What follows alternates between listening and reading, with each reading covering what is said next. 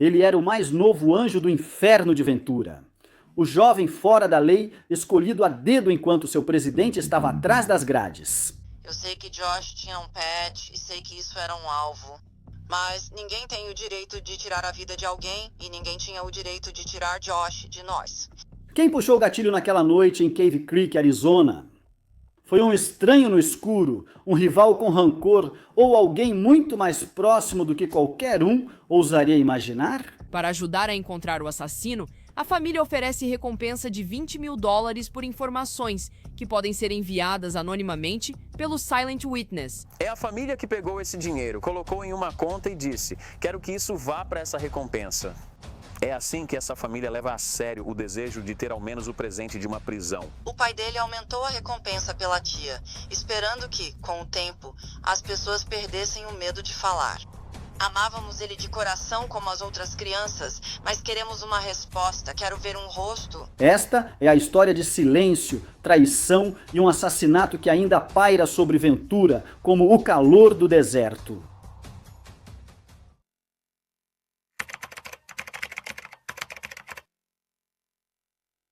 Dezembro de 2001.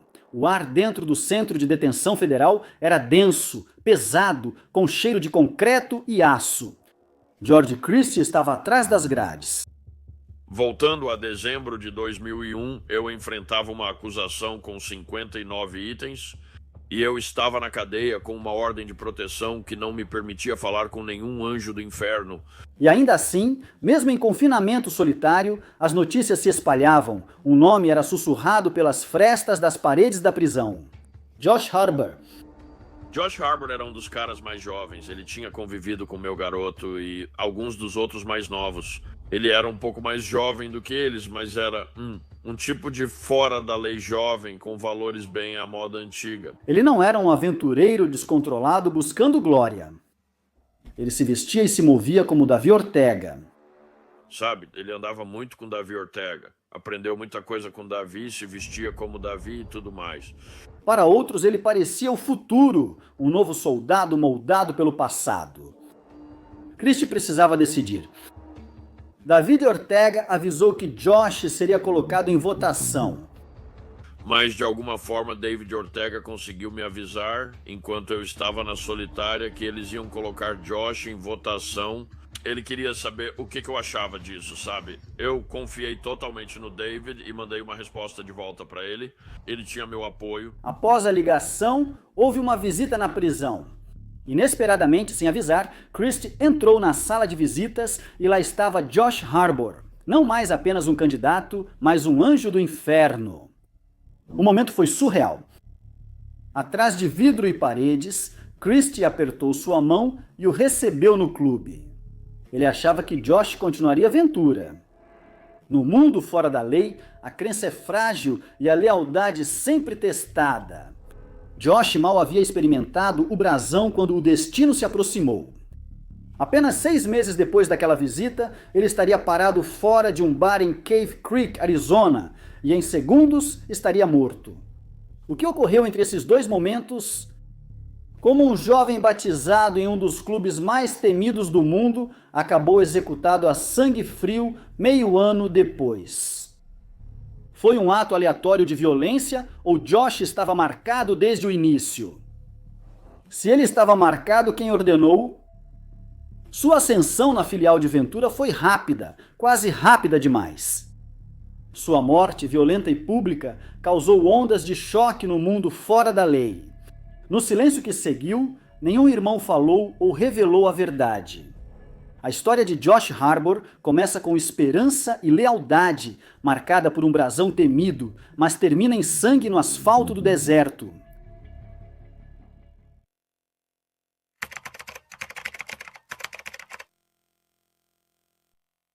Junho de 2002, Cave Creek, Arizona. O calor tornava o ar do deserto denso quando a noite chegou ao bar Kill Coyote Wild. Dentro, a música alta, copos tilintando e os fora da lei de Ventura misturavam-se aos moradores e frequentadores locais. Mas do lado de fora, sob o brilho do neon, um momento estava se desenrolando que mudaria tudo. Josh Harbour estava parado perto da entrada, calmo, cigarro na mão, sem saber que estava a segundos da morte. Testemunhas relataram que um homem se aproximou dele. Mas Josh estava parado na frente de um bar e ele foi abordado por um homem não identificado. Eles tiveram uma breve conversa, não parecia ser hostil e estavam próximos o suficiente para se tocarem. E então aconteceu. O homem maior sacou uma pistola, apontou sobre o queixo de Josh e atirou. Um tiro frio, clínico, fatal. O atirador sumiu na noite e algumas testemunhas juraram que era um homem branco, 1,85 forte. A descrição era bem vaga. O que esperamos é que alguém que estava naquela área, do lado de fora do bar, passando de carro, tenha aquela informação crucial que ainda não temos. Outros afirmaram que ele era mexicano, de cabelo longo e encaracolado, rosto conhecido no Círculo de Ventura. Membros do clube que estavam lá me disseram que o atirador não era branco, ele era mexicano, com cabelo longo e encaracolado. E isso se encaixava perfeitamente na descrição de alguém que eu, no final das contas, senti que era o responsável. A confusão tomou conta da cena e quando o corpo de Josh caiu no chão, o silêncio do código dos fora da lei pairou pesado sobre todos que assistiam. Então, quem era o homem por trás da arma? Isso era uma vingança pessoal? Acontecendo no asfalto do Arizona, seria uma mensagem enviada por rivais ou algo mais sombrio, uma traição enraizada na própria política do clube? O que aconteceu depois aumentou o mistério. Semanas depois, Hoover, presidente de Cave Creek, foi assassinado na rua. Agora, não muito tempo depois do assassinato de Josh, Hoover foi assassinado. E logo ali na rua daquele mesmo bar, tanto as autoridades quanto os Hells Angels também disseram. Sonny e eu estávamos em conflito, foi um clássico olho por olho, e ordenei a retaliação. Por dentro, Ventura, os sussurros diziam outra história. Muitos achavam que Josh já estava marcado antes da noite de sua morte, menos sobre acaso, mais sobre dívidas e rancores antigos. No rescaldo, os detetives desceram sobre Ventura. Interrogaram os membros, pressionaram por pistas e insistiram por brechas no silêncio. E quando voltei da Espanha, já estava aqui há um tempo e 2 casos frios de Phoenix. Os detetives apareceram na minha casa aqui em Ventura. Isso foi depois que voltei e eles queriam saber sobre Josh Harbour. E não foi a primeira visita. Os detetives de homicídio já tinham vindo após o assassinato de Josh em 2002. Entrevistaram diversos Hells Angels de Ventura no escritório de advocacia da minha filha e, claro, ninguém viu nada, sabe? E minha filha já tinha avisado os caras do homicídio antes deles irem lá, sabe? Ninguém vai falar nada, ninguém vai dar depoimento. Mas um pouco sobre Josh Harbour. No mundo fora da lei, a lei não resolve assassinatos. O silêncio resolve e o assassinato de Josh foi selado sob esse silêncio. Seu assassino nunca foi levado à justiça. Um jovem que entrou para os Anjos em dezembro já havia partido em junho, seu sangue tingindo o deserto. A morte dele não foi apenas uma tragédia, foi uma interrogação, um lembrete de que neste mundo a linha entre irmandade e traição é tênue como uma lâmina.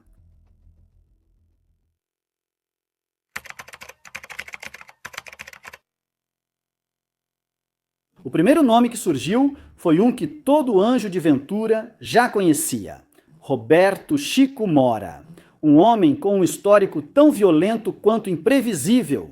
Ele já foi próximo de Ventura, mas no início dos anos 2000 era mais inimigo do que aliado. Antigas mágoas eram profundas, brigas por dinheiro de fiança, desrespeito devido a chassis roubados e fama de violência imprudente. O passado de Chico estava cheio de motivos para alguém querer vingança. George Christie se lembrava dele como um cara imprevisível. E, sabe, ao longo dos anos meu foco mudou e se concentrou em uma pessoa, e essa pessoa era Roberto Chico Mora. Eu sabia que ele resolvia as coisas, já tinha cumprido pena por matar 2 homens de um pequeno motoclube. Acho que o clube talvez se chamasse Má Companhia. Não lembro, não me lembro.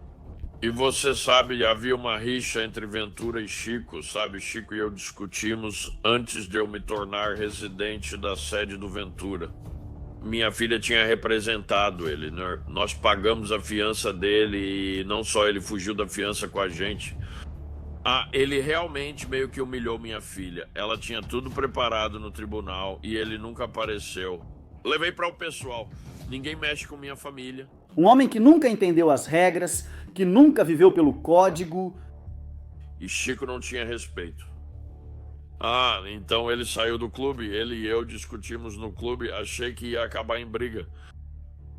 Ele foi embora da cidade e basicamente essa foi a última vez que o vi pessoalmente. Christie suspeitou dele imediatamente. Quando Josh caiu, ele ainda conseguia ver a imagem em sua mente.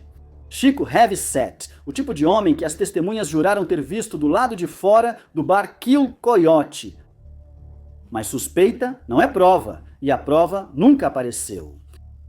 Chico tinha um histórico com Ventura, um histórico com Ortega e uma ficha que incluía cumprir pena por assassinato. Mas a carta do Chico. Eles tiveram uma discussão e os caras do Ventura tiraram o patch dos membros do Arizona e isso virou uma bagunça danada. E vou te dizer que eu não tinha muito respeito pelo Chico e vou te explicar o porquê. Certamente o incidente com minha filha, a atitude despreocupada dele só em relação à Ventura, a falta de respeito que ele mostrou pra gente. Será que Josh acabou entrando na mira do Chico por acaso? Ou a mão do Chico foi guiada pelas ordens de outra pessoa? Porque além da fumaça e dos boatos, havia mais acontecendo. Cave Creek e Ventura nunca foram tão próximos quanto pareciam. Resmungos políticos e mágoa fluíam como uísque. Hoover, presidente de Cave Creek, tinha conflitos com Christie e semanas após o assassinato de Josh, também foi morto. Isso foi coincidência ou estava conectado? Josh foi apenas dano colateral em uma disputa maior entre os capítulos?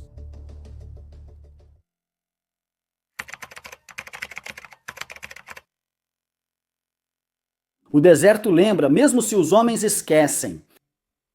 Em frente ao bar selvagem Mate o Coyote, o asfalto onde Josh Harbour caiu já foi lavado há tempos.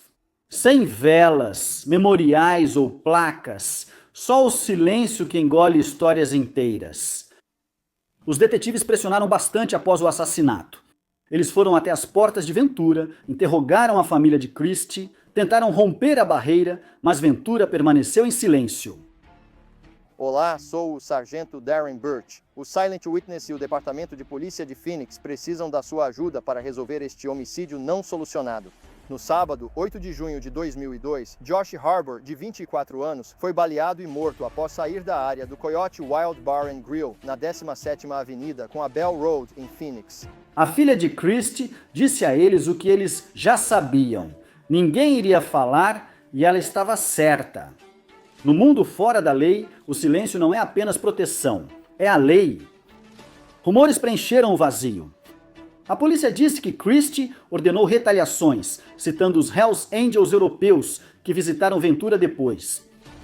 Outros sussurravam que o assassinato de Josh fazia parte de uma rivalidade maior, um lance em um jogo de xadrez mortal entre filiais. Cada teoria pintava um quadro diferente, mas nenhuma podia ser provada. E então havia Chico. Christie nunca deixou de lado sua suspeita. Anos depois, seus caminhos se cruzaram novamente e Christie o deixou com uma promessa. Tenho uma mensagem para Chico, ele já morreu.